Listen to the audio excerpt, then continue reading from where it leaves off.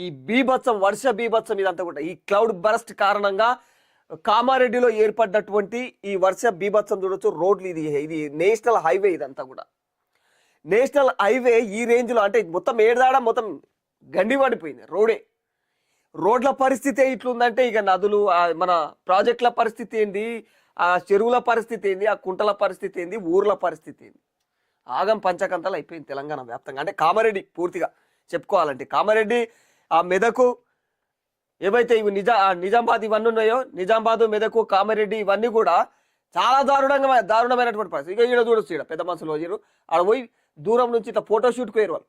కనిపిస్తున్నదా photoshoot కనిపిస్తున్నదా ఇట్లా ఇలా. ఇక ఇదంతా ఏంది అయ్యా అంటే ఫోటోషూట్ ఇది.